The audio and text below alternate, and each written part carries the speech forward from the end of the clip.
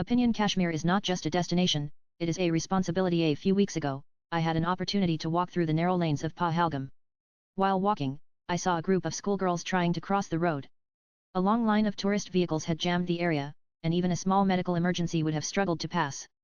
One of the girls smiled and said to me in Kashmiri, "Sahab, yem visitor chaya imitsani katrakane bir karini sir, are these tourists here for us or just to crowd us?" That question stayed with me. Kashmir is healing.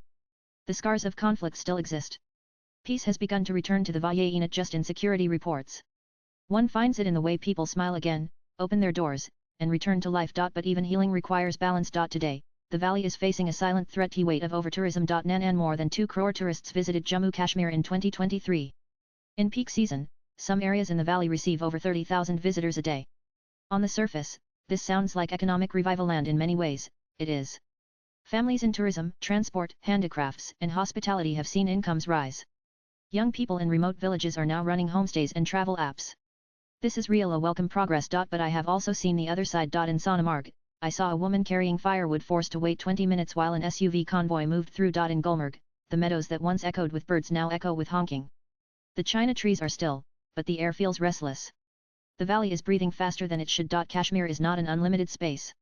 It is a living, breathing ecosystem, spiritual, emotional, and environmental. And like every sacred space, it must not be entered unmindfully. Nanan 1. Environmental stress. The Dal Lake, once the jewel of Srinagar, is now shrinking, its water thickened with pollutants. Every plastic bottle thrown by a careless tourist, a local passerby, a houseboat owner, or a staff member at a hotel is a wound on Kashmir's body. The trails in Usmarg, Dudpathri, and Bangas Valley are losing their green cover. What tourists see is breathtaking, but what they leave behind could be suffocating. Point 2. Security and emergency concerns. I still remember the Amarnath Yatra of 2000 when a sudden strike left thousands stranded. I was in Anantnag then. Even the army and medical teams took time to reach some locations. Now imagine such an unfortunate incident with 10 times the number of tourists. Security management in a conflict-sensitive zone like Kashmir requires controlled variables, not chaos. Point 3. Social and cultural impact. Kashmiriyat is about warmth, respect, and balance. But when locals feel they are pushed off the road, priced out of markets, or ignored, helplessness can grow. Tourism must not make hosts feel like strangers in their own land. Point 4. Psychological well-being. Many of the children we care for in our homes at BWF have suffered trauma, losing parents to conflict or growing up in volatile environments.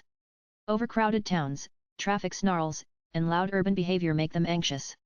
There must be space for quiet, for children to heal, for people to walk, to breathe. Nanan, the solution is not to restrict visitors but to redefine the way we welcome them. Hayres Haunanan Bhutan has a high-value, low-impact model that caps tourists and charges a sustainable development fee. Machu Picchu in Peru strictly controls the number of daily visitors.